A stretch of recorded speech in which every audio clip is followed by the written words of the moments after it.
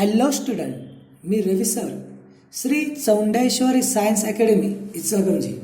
विद्यार्थी मित्रो, cell division, cell cycle आणि सेल डिव्हिजन लेक्चर नंबर आपण 4 मध्ये पोहोचलेलो आहोत. तर सर्वप्रथम सर्वांना स्वातंत्र्य दिनाच्या शुभेच्छा. Cell cycle and cell division lecture number 4. तर बघा, या ठिकाणी काय होते की एक सेल आहे, ती काय करत्या, डिवाइड होत्या, दुसरी सेल बनत्या. ह्यालाच आपण म्हणतोय सेल सायकल, सेल डिव्हिजन. तर आतापर्यंत आपण काय पाहिलं बघा, तर एक सेल आहे, या सेलनं काय केली, ग्रोथ केली, म्हणजे आपली साईज वाढवली. ग्रोथ केल्यानंतर काय केलं, डिव्हिजन केली आणि 2 डॉटर सेल तयार केली. 2 डॉटर सेल तयार केली. जी काही ग्रोथ आहे याला काय म्हटलं, इंटरफेज. काय म्हटलं, इंटरफेज.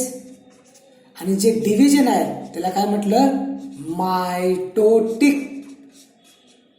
काय म्हटलं आम्ही, मायटोटिक. तर आपण या ठिकाणी इंटरफेस पूर्ण केलं आहे.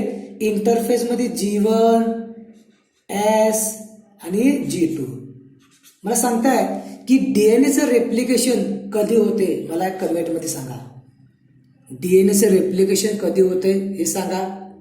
त्यानंतर कोणत्या फेज मध्ये प्रोटीन आणि आरएनए बनले जातात. In which phase of interphase RNA and protein, काय म्हणतोय, आरएनए आणि प्रोटीन आर सिंथेसिस. दुसरा क्वेश्चन आहे आपल्याकडं. त्यानंतर मला ह्या ठिकाणी सांगायचं आहे की या ठिकाणी की पॉइंट जे आहेत, म्हणजे आपण काय म्हणतो किंवा आपण चेक पॉइंट म्हणूया. चेक पॉइंट सांगायचं मला, चेक पॉइंट कुठं पाहायला मिळतात, चेक पॉइंट. एवढे आन्सर काय करायचे मला सांगायचे. आणि लास्ट म्हणूया आपण की आपण इंटरफेस पूर्ण केलेलो आहोत. तर आम्ही कुठं आलो, ती मायटोटिक फेज मध्ये. आता सुरुवातीला मायटोटिक मध्ये 2 प्रकारे पाहायला मिळणार, कॅरोकायनेसिस अँड सायटोकायनेसिस. काही पुस्तकामध्ये प्रोटोकायनेसिस शब्द वापरलेला आहे, ट्रुमेन मध्ये, बरोबर आहे. तर काय केलंय, कॅरोकायनेसिस मध्ये 2 येणार, मायटोसिस अँड मिओसिस.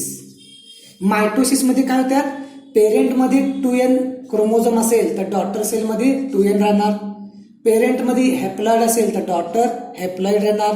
म्हणजे मायटोसिस इज अ इक्वलेशन डिव्हिजन असं म्हटलं जातंय, बरोबर आहे.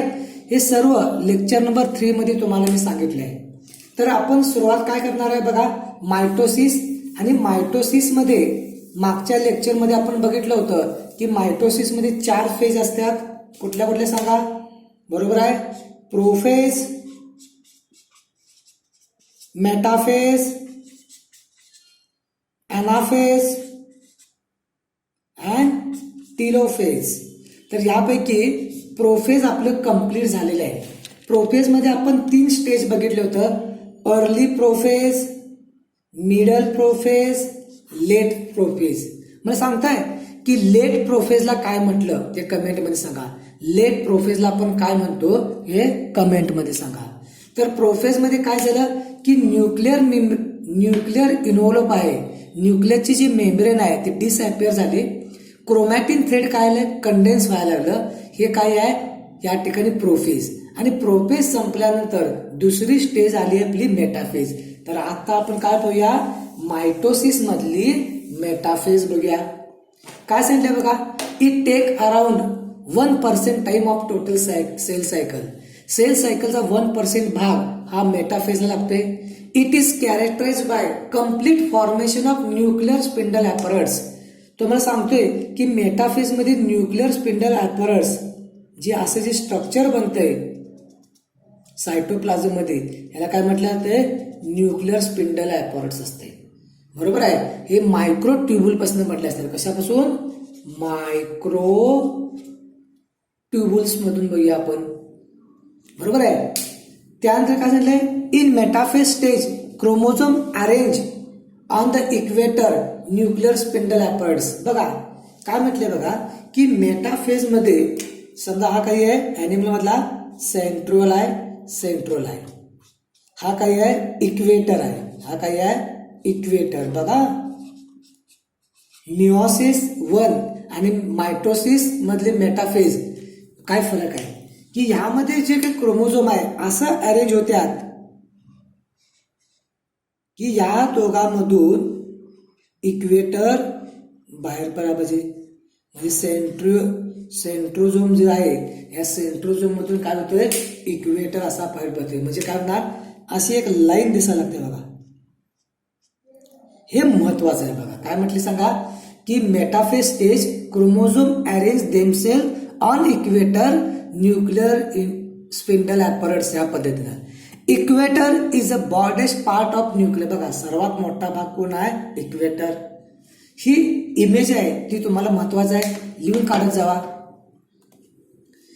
The spindle fibre get attached to centromere. बघा, मी परत सांगतोय की एक क्रोमोझोम कसा असतोय. बघा, तर क्रोमोझोम काय असतोय? असा असतोय. हा की हा त्याचा आर्म आहे, हा त्याचा आर्म आहे. हा आणि ह्याच्या बाजूला एक विशेष प्रकारचं प्रोटीन असतात, ह्याला म्हणतोय कायनेटोकोर प्रोटीन.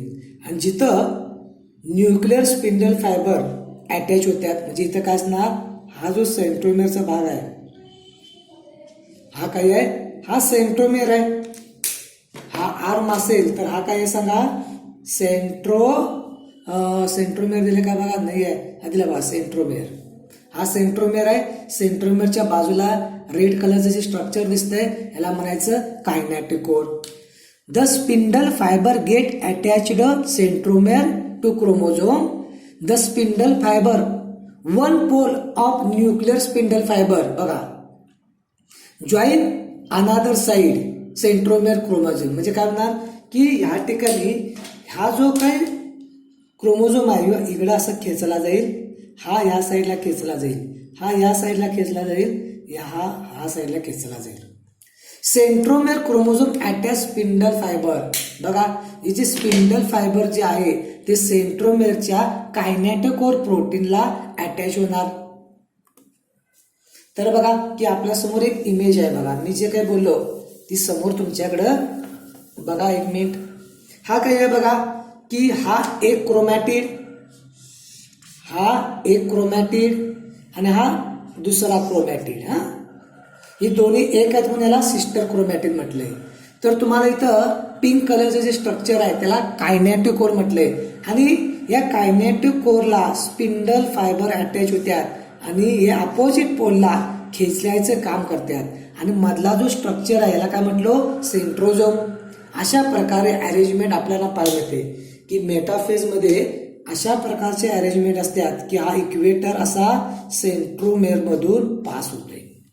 हे जे स्ट्रक्चर आहे सर्वात महत्वाचं आहे. तुम्ही जर पुढं मिओसिस तर काय आले बघा की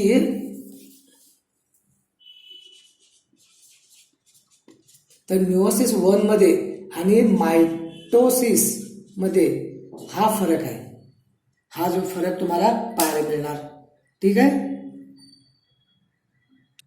तर बघा, तर या ठिकाणी मेटाफेज मध्ये हे जे काही क्रोमोझोम आहेत एका लाईन मध्ये असं अरेंज झाल्यात की या दोन्हींच्या मधून इक्वेटर पास होते. इक्वेटर सेंट्रोमेरला काय करतो? असा सेंट्रोझोम आहे यामधून काय होते? असा पास होते. बरोबर आहे. अशा प्रकारे ह्याला म्हणतोय मेटाप्लेट. काय म्हटलंय? मेटाप्लेट. हिला ते जे स्ट्रक्चर आहे ह्याला काय म्हणतोय? मेटाप्लेट. मला सांगताय हे स्ट्रक्चर काय आहे? कमेंट मध्ये सांगा. बरोबर आहे. काय स्ट्रक्चर आहे? ॲनिमल सेल आहे का प्लांट सेल आहे ते पण सांगा. बघा, दुसरं एक स्ट्रक्चर दाखवतो मला. बघा, मेटाप्लेट. ह्यालाच काय म्हटलं ते? मेटाप्लेट. बघा, हा जे काय सेंट्रिओल, हा सेंट्रिओल आहे आणि या ठिकाणी क्रोमोझोम असं अरेंज झाल्यात की या सेंट्रोमोर मधून काय होते? इक्वेटर आरपार होतोय. हा जो सेंट्रोमेर मधून इक्वेटर आरपार होतोय. लक्षात. तर ही काय आहे? एनसीआरटी आहे. हा सेंट्रिओल, हा सेंट्रिओल आणि क्रोमोझोम काय करतात? असं अरेंज झाल्यात की ह्यामध्ये इक्वेटर काय करायचे? मधून बाहेर पडतोय. At metaphase stage chromosome show maximum condition. बघा, की प्रोफेजमध्ये काय आलंय, कंडेन्सेशन सुरू होतं, परंतु मेटाफेजमध्ये आल्यावर जास्तीत जास्त कंडेन्सेशन पाहायला मिळते. म्हणजे काय, जो काही जो थ्रेड होता, क्रोमॅटिन हा थ्रेड होता, हा काय झाला, प्रोफेजमध्ये कंडेन्सेशन व्हायलाय, परंतु मेटाफेजमध्ये मॅक्झिमम कंडेन्सेशन, ह्याच्या पुढे कंडेन्सेशन होऊ शकत नाही आहे. आणि त्यामुळे काय होणार, so there is no genetic activity expose in the phase. बघा की समजा एक पेज आहे, जर तुम्ही या ठिकाणी इथं जी इन्फॉर्मेशन होती ती तुम्ही वाचू शकताय, इथं काय लिहिलं होतं, परंतु हे कंडेन्स केल्यानंतर इथे जी काही इन्फॉर्मेशन आहे ती तुम्ही रीड करू शकत नाही, म्हणून म्हणलंय नो जेनेटिक ऍक्टिव्हिटी.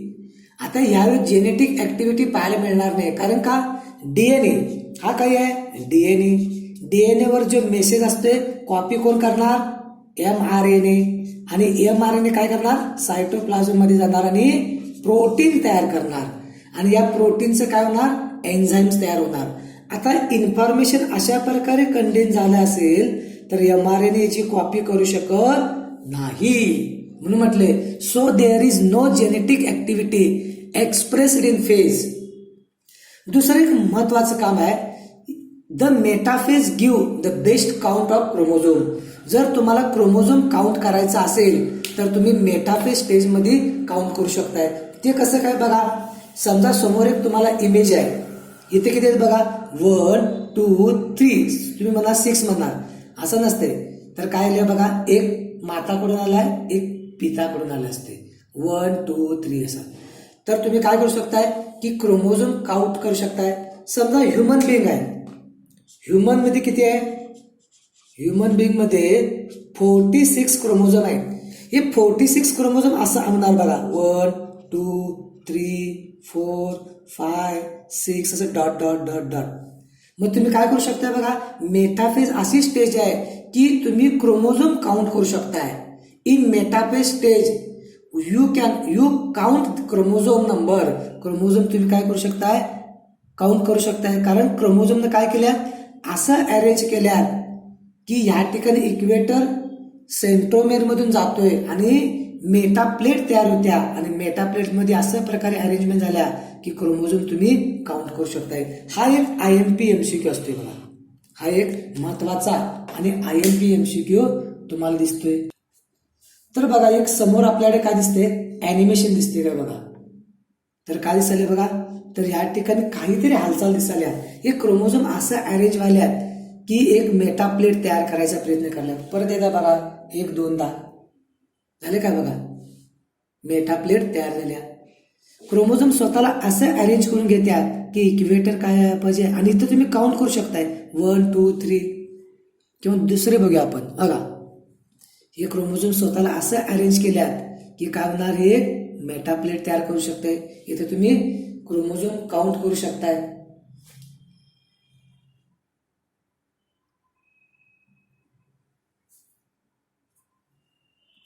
बर, आता एनसीईआरटी काय सांगते बघा, the complete distinction of the nuclear involve mark start of the second phase of mitosis. काय सांगितले बघा की आम्हाला एनसीईआरटी सांगते की सेल डिव्हिजन होत असताना तुम्हाला असं रिमार्केबल असं मार्क पाहायला मिळणार नाही. म्हणजे कसं, समजा इथं प्रोफेज झाल्या, इथं काय मेटाफेज झाल्या, परत एनाफेज आहे आणि टेलोफेज आहे, असा इथं ब्रेक किंवा तुम्हाला असं रिमार्क असं पॉइंट काय पाहायला मिळणार नाही. मग आम्ही कसं समजणार की मेटाफेज कधी स्टार्ट झाल्या, ज्यावेळी न्यूक्लियर मेम्ब्रेन डिसॅपर होत्या, न्यूक्लियस डिसॅपर होत्या, क्रोमॅटिन थ्रेड काय होत्या, कंडेन्स होत्या.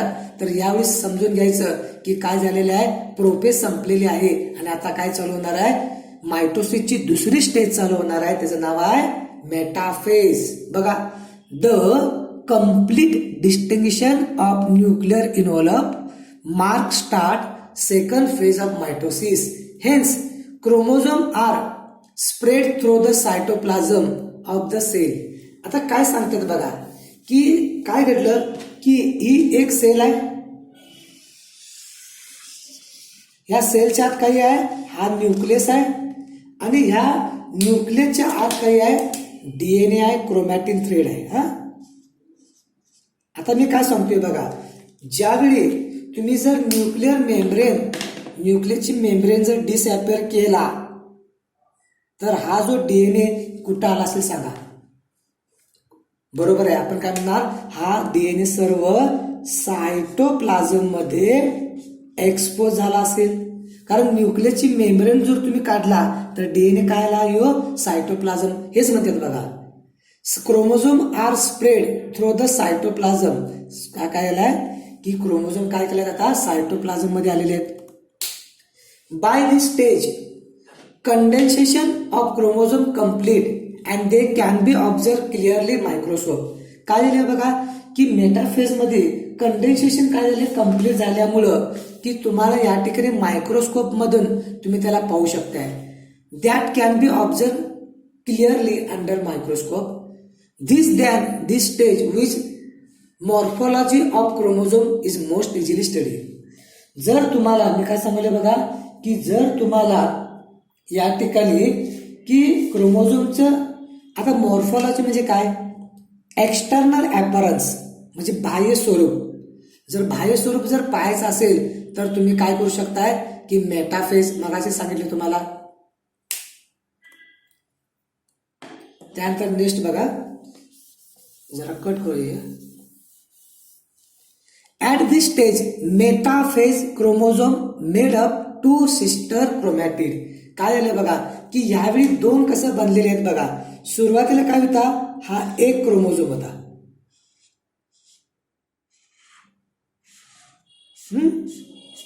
पण तो मेटाफेज मध्ये आल्यानंतर ह्याच्या पाठीमाग जो होता तो पण काय होणार, एक्सपोज होणार. म्हणजे असं दिसणार तुम्हाला.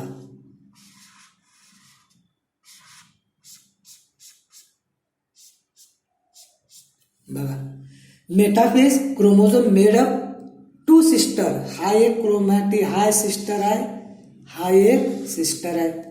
दोन which are held together centromere. हा दोघांना काय केलाय, सेंट्रोमियरनं एकत्र ठेवायचं काम केलंय. त्यानंतर काय झालंय, small disc structure at the surface of centromere. हा जो सेंट्रोमियर आहे याच्या समोर एक डिस्क सारखं स्ट्रक्चर पाहायला मिळतंय. याला म्हणायचं कायनॅटोकोर. याला काय म्हणतात, kinetochore. This structure serve as a seat for attachment of spindle fibre. मगाशी मी सांगितलंय की इथं काय होत्या की स्पिंडल फायबर काय होत्या, त्याला अटॅच होत्या अपोजिट पोलला खेचण्यासाठी. लक्षात.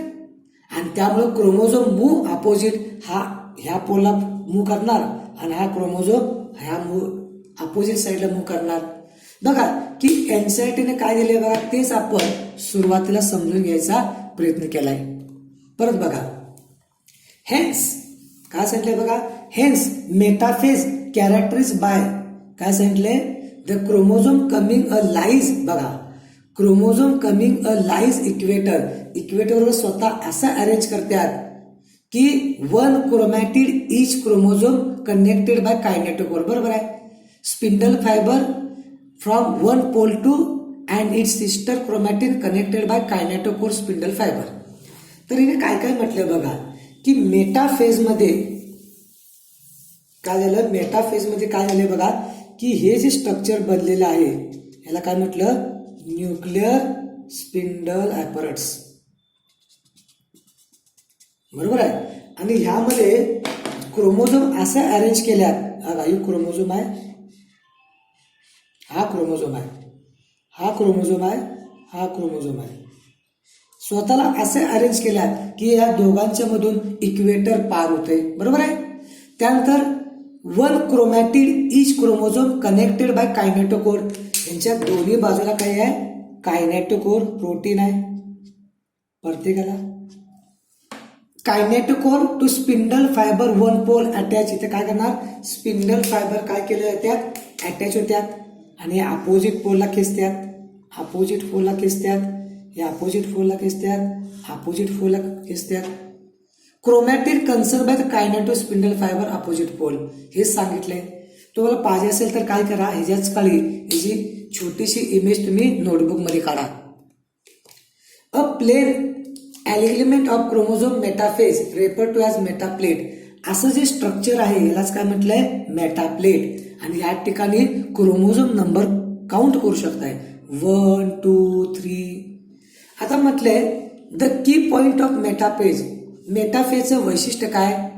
Spindle fibre attach to kinetochore. बरोबर आहे, हे कायनेटोकोरला स्पिंडल फायबर अटॅच झाल्या. Chromosome move the spindle equator बघा and get aligned along metaplate. Chromosome अशा प्रकारे स्ट्रक्चर होत्या की इथं मेटाप्लेट तयार होत्या. बरोबर आहे, आणि अपोजिट पोलला खेचले जाते. आता यानंतर anaphase. It is shortest phase of cell cycle. Cell cycle मध्ये छोटीशी क्रिया आहे.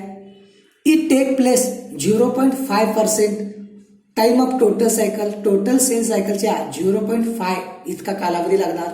दिस phase characterise by the splitting of centromere. IMP लक्षात ठेवा, स्प्लिटिंग ऑफ सेंट्रोमेअर. बघा सेंट्रोमेअर कसा वाला बघा की तुमच्या समोर एक इमेज दाखवले मी. हा सुरुवातीला काय होता, मेटा प्लेट मध्ये असा होता. बरोबर आहे, हा मधला भाग काय होता त्याचा सेंट्रोमेअर. आता सेंट्रोमेअर काय आहे की हा जो सेंट्रोमेअर दिसायला तुम्हाला हा काय व्हायला स्प्लिट झाला म्हणून म्हटलं जाते स्प्लिटिंग ऑफ सेंट्रोमेअर पाहायला मिळते. In anaphase stage spindle fibre attached to the centromere. बघा सेंट्रोमेअरच्या कायनेटिक कोरला अटॅच झाल्यात.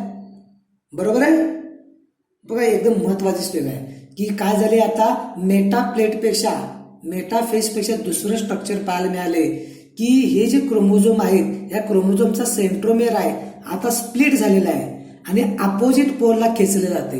एक मी क्वेश्चन विचारतो की हा जो इक्वेटर आहे या इक्वेटरवर कोणता चार्ज असते ते सांगा आणि पोलवर कोणता चार्ज असते ते मला सांगा. लक्षात आलं का? बघा की अरेंजमेंट होत असताना इक्वेटर साईडला जो स्पिंडल फायबर आहे हा स्पिंडल फायबरचा इक्वेटर साईडला कोणता चार्ज आहे आणि पोल साईडला कुठला चार्ज आहे हे मला कमेंटमध्ये सांगा. ओके, बघा this result splitting of centromere splitting and the chromatin now separate. हे जे क्रोमॅटिन होतं काय झाले separate from each other. They are move opposite pole. हा जो क्रोमोझोम होता मेटा प्लेट मध्ये हा जो क्रोमोझोम होता तो मुलांना असा होता, लक्षात ठेवा अशा प्रकारे होता. हा बघा बरोबर आहे. आता काय झालंय स्प्लिटिंग ऑफ सेंट्रोमेअरचं काय झालेलं आहे स्प्लिटिंग झालेलं आहे. हा सेंट्रोमेअर स्प्लिटिंग झालेला आहे आणि हे जे क्रोमॅटिड आहेत हा आणि हा काय झालाय अपोजिट पोलला खेचलंय. बघा अपोजिट पोलला काय झालेलं आहे खेचलेलं आहे. दिसते का तुम्हाला? दिसत असतील बघा, लक्ष द्या इकडं. तर ही जी इमेज आहे ती काय आहे NCERT मधली इमेज आहे. काय आहे NCERT मध्ये दिसते का? बघा की काय झालेलं आहे बघा की अपोजिट पोलला क्रोमोझोम काय केलेले आहेत खेचलेले आहेत. हा सेंट्रोल आहे, हा पोल अपोजिट साईडला काय केले आहेत क्रोमोझोम मूव्ह करायला दिसत असलं बघा. आता दिसते का? बघा ॲनाफेज मध्ये. तर anaphase chromosome have separate and move opposite. Chromosome काय केले आहेत सेपरेट आणि अपोजिट पोलला मूव्ह करायला. यासाठी काय अपोजिट मूव्हला काय मूव्ह करायला. समजते का? बघा बघा समोरचं काय दिसते का? बघा मेटाफेज मध्ये काय होतं कंडिशन आणि ॲनाफेज मध्ये काय होतं. मेटाफेज मध्ये सेंट्रोमेअर जे आहे स्प्लिटिंग झालेलं नव्हतं, पण तो ॲनाफेज मध्ये स्प्लिटिंग झालेला आहे आणि क्रोमोझोम जे आहे क्रोमॅटिड म्हणाले इच क्रोमॅटिड मूव्ह अपोजिट साइड. इच क्रोमॅटिड मूव्ह अपोजिट साइड. बघा ही छान दिसते डायग्राम. आता एक महत्वाचा एक पॉइंट आलेला आहे.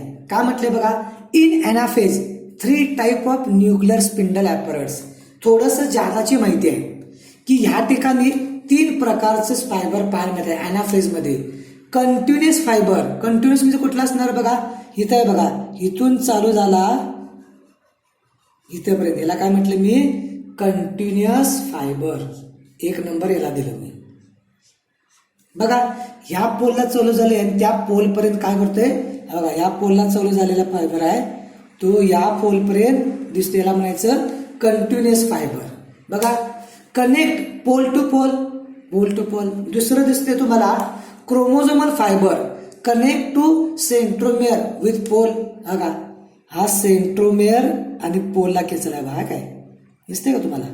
हा सेंट्रोमेअर आणि पोल, हा सेंट्रोमेअर आणि पोल दिसते बघा. Centromere pole, centromere pole. ह्याला काय म्हटलं आपण? काय म्हटलं? Chromosomal fibre, chromosomal fibre. आता तुम्ही म्हणणार सर आणि हा मधला पण काय होता बघा? पोल टू पोल होता. हा पण काय होता? पोल टू पोल होता. बरोबर आहे. आता तुम्ही म्हणणार की इंटरझोनल फायबर दिसला, तर इंटरझोनल काय सांगितल्यात? This fibre joint centromere of sister chromatid. ह्या क्रोमॅटिड आणि ह्या क्रोमॅटिडला जॉईंट करायचं काम करायला येऊ. दिसाले काय? जॉईंट करायचं काम करायला. ह्याला तुम्ही काय म्हणणार? सिस्टर. ह्याला काय म्हटलं मी? 3 नंबर टाकतो. ह्याला काय म्हटलं आम्ही? इंटरझोनल फायबर. इंटर आणि हा काय आहे? एक मिनिट, इमेज कलर पाहिजे असेल तर तुम्ही लिहून घ्या आणि इमेज पण काढून घ्या. समजलं का? बघा, एखाद्या वेळी तुम्हाला विचारलं तर सांगता येईल की ॲनाफेज मध्ये 3 प्रकारचे फायबर आहेत. Continuous fibre, pole to pole, chromosomal fibre, centromere to pole, interzonal fibre, chromatid to chromatid, sister chromatid to sister chromatid. हे 2 प्रकारचे पोल पाहायला मिळतात. आता मला सांगायचं आहे, कलरवरून सांगायचं आहे. 1 नंबर कुठला कलर आहे? कुठल्या प्रकारचा फायबर आहे? हा 2nd नंबर आहे. कोणता फायबर आहे? कलरवरून सांगा. आणि 3rd नंबर आहे, हा कोणता फायबर आहे? कमेंटमध्ये सांगा. ॲनाफेज मध्ये काय झालं? हा ब्लॅक आहे, तो कुठला आहे फायबर? रेड आहे, तो कुठला फायबर दिसायला आहे?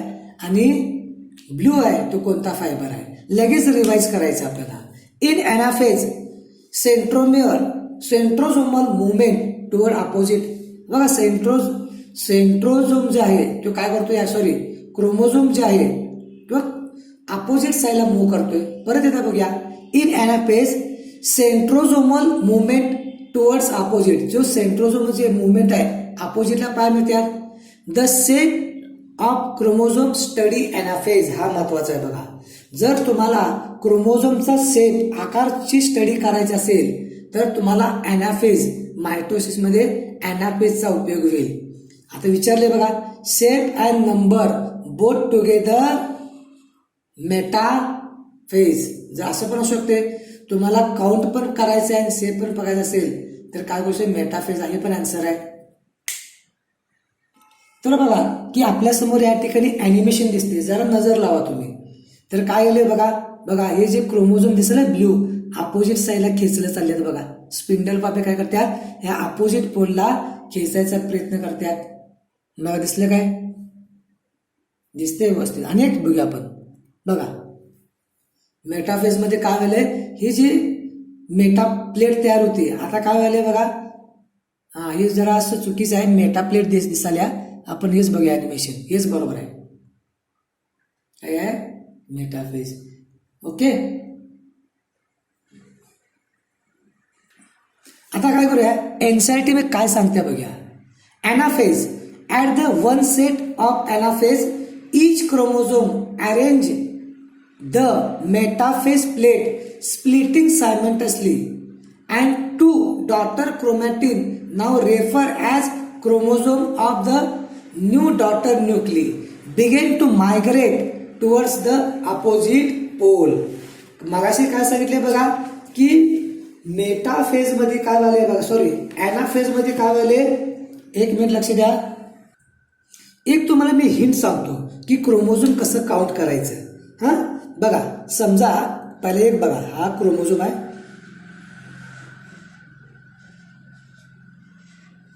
बरोबर आहे. हे काय येणार? हे जे स्प्लिटिंग झालेलं आहे म्हणजे 2 बनणार ॲनाफेज मध्ये.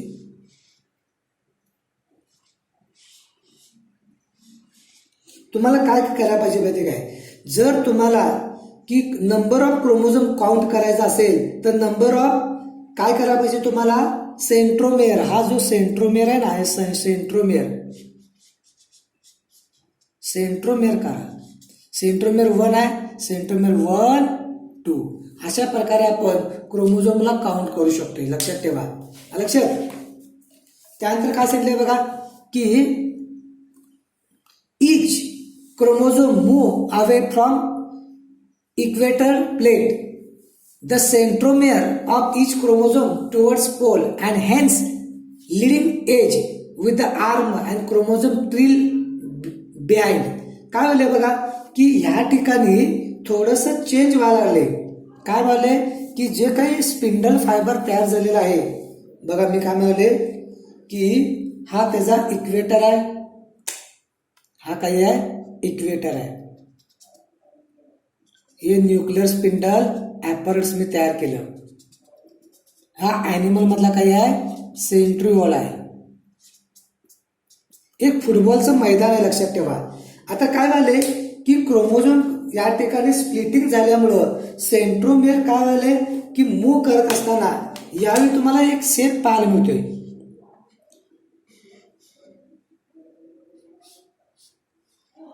बरोबर आहे. आणि इथं काय झालेलं बघा की न्यूक्लिअर स्पिंडल जे आहे याला असं खेचाल्यामुळं काय झालं बघा की असा तुम्हाला एक ट्रिल एक शेप पाहायला मिळतोय. लक्षात. आणि यामुळेच ॲनाफेज मध्ये क्रोमोझोम विविध प्रकारचे शेप पाहायला मिळतात. तुम्हाला काय पाहायला मिळणार बघा, व्ही शेप. जर असा असेल तर तुम्ही काय म्हणणार, याला म्हटलं व्ही शेप.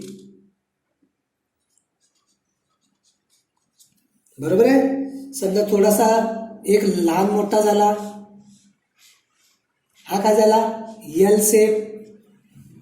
बरोबर आहे. त्यानंतर काय आणखी जरा चेंज झाला, हा लय छोटा आहे जे शेप. समजा तुम्हाला रॉड काही वेळा काय होणार असा रॉड सारखा पाहायला मिळणार, रॉड शेप. म्हणजे आपण असं होतं की ॲनाफेज मध्ये जे म्हटलं होतं व्ही शेप एल शेप जे शेप जे क्रोमॅटिड पाहायला मिळतात क्रोमोझोम, तर या ठिकाणी पाहायला मिळणार आम्हासनी. ओके. तर बघा काय सांगितले बघा, anaphase stage characterise the following key event. इथं काय काय घडलं बघा हे तर पाठ करा. Centromere splitting. लक्षात ठेवा. किती वेळा तर मी सांगतोय बघा क्रोमोझोम परत सांगतोय मी. हा जो आहे क्रोमोझोम हे त्याचं आर्म, हा त्याचा आर्म आणि हा काय आहे त्याचा मधला सेंट्रोमियर. आणि हे संपूर्ण स्ट्रक्चर आहे क्रोमोझोम. जो कापर्यंत तुम्हाला हे काय कळणार नाही तो कापर्यंत काय दिलं कळेल. हे काय म्हणाल्या की इथं की काय झालेलं आहे स्प्लिटिंग. कारण का इथं असं स्ट्रक्चर होतं डबल हवा आणि त्यामुळं हा जो सेंट्रोमियर काय व्हायला इथं कट व्हायलाय. पाहिजे परत दाखवीन बघा काय व्हायले. हा त्याचा सेंट्रोमियर आहे, हा एक क्रोमोझोम, हा एक आणि हा एक. बरोबर आहे. आणि इथनं काय होणार आहे या ठिकाणी स्प्लिटिंग ऑफ सेंट्रोमियर. एक कॅरेक्टरिस्टिक आहे. Chromatid move opposite. कारण का हा जो क्रोमॅटिड आहे हा क्रोमॅटिड काय करणार या ठिकाणी, हा क्रोमॅटिड या पोलला मूव करणार, हा क्रोमॅटिड या पोलला मूव करणार. हे कॅरेक्टरिस्टिक आहे आणि हे वैशिष्ट्य तुम्हाला सांगता यायला पाहिजे. आता लास्ट फेज आहे बघा telophase. It take 1 to 1.5% time of total cell cycle. It begin when chromosome have reached opposite pole. बघा की क्रोमोझोम ॲनाफेज मध्ये बाहेर पडल्यात आणि अपोजिट पोलला पोहोचल्यानंतर काय होणार स्टार्ट होणार. This phase characterise by reappear nuclear membrane आणि न्यूक्लिओस परत काय होते बनली जात्या. Nuclear membrane organised ER. कारण का माहिती आहे की प्रोफेज मध्ये काय झालं nuclear membrane disappear, nucleus disappear. Nuclear membrane disappear होऊन इंडोप्लाझ्मिक रेटिक्युलमचा भाग बनली होती. परंतु सायटोप्लाझमचा इंडेक्स चेंज असल्यामुळं की तुम्हाला गोल्जी बॉडी पाहायला मिळालं नाही. पण तो टेलोफेज मध्ये आल्यानंतर काय झाले, न्यूक्लिअर मेम्ब्रेन परत रिअपिअर व्हायला, न्यूक्लियस रिअपिअर व्हायला. हा एक महत्वाचा पॉइंट आहे. The nucleus organised by NOR or SAT chromosome. लक्षात ठेवा, तुम्हाला मी नॉर सॅट क्रोमोझोम तुम्हाला मी सांगितलं होतं बघा, sat chromosome. At the end of telophase chromosome uncoil. आता काय व्हायला पाहिजे, टेलोफेजला काय व्हायला पाहिजे, क्रोमोझोम जे कंडेन्स झालं होतं, क्रोमोझोमचं स्ट्रक्चर झालं होतं, त्याचं काय व्हायला पाहिजे, क्रोमॅटिन थ्रेड धागा समान व्हायला पाहिजे. Microtubule of nuclear spindle apparatus get separate. लक्षात काय, मायक्रोट्युब्युल जे स्पिंडल फायबर तयार केलं होतं ते काय होणार, बाजूला होणार.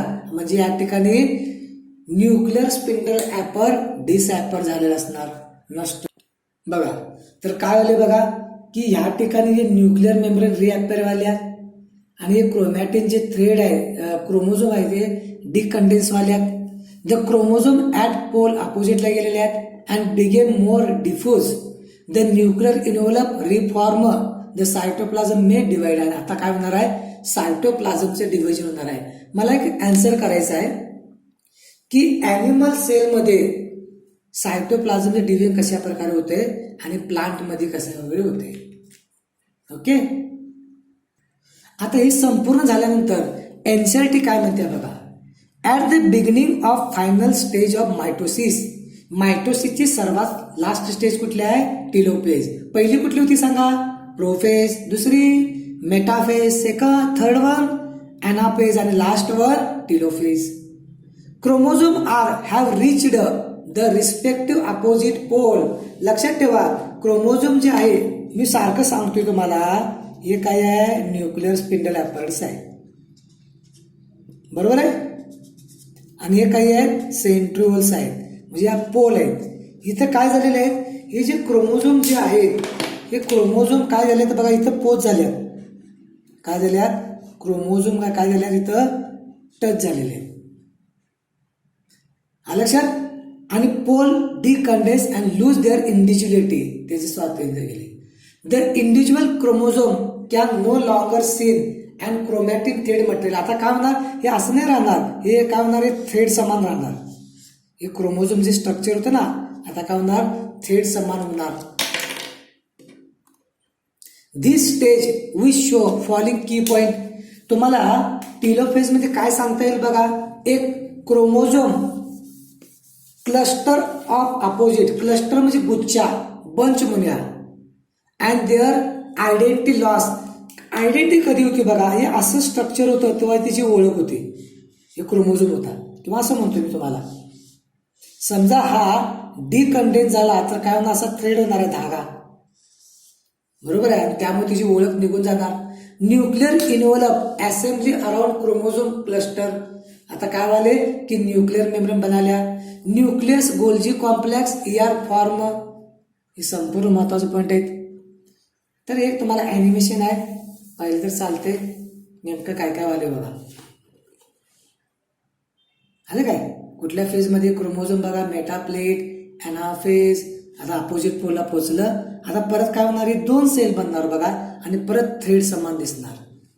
ॲनिमलमध्ये सेल फिरो आणि प्लांटमध्ये cell plate. Significance of mitosis. मायटोसिसचे काही वैशिष्ट्य आहेत का, main division of growth produce genetically similar cell. म्हणजे काय करू शकते, असेक्शुअल रिप्रोडक्शनचा भाग आहे एम्ब्रोजेनेसिस. कारण तुम्हाला माहिती आहे की झायगोटमध्ये तुम्हाला सांगितलंय की झायगोटमध्ये मायटोसिस झाल्याशिवाय एम्ब्रो फॉर्मेशन होत नाही, बरोबर आहे. किंवा आपल्याला काय होणार, main division for repair hailing. समजा एखादी वॉन्ड झाली, जखम झाली असेल तर इथले सेल काय व्हायला पाहिजे, डिवाइड व्हायला पाहिजे. आणि मग मला सांगताय कॅन्सर सेल म्हणजे काय सांगा, कॅन्सर म्हणजे काय, अनकंट्रोल मायटोसिस. कॅन्सरला काय म्हणू शकते, अनकंट्रोल मायटोसिस, यालाच म्हणू शकते कॅन्सर.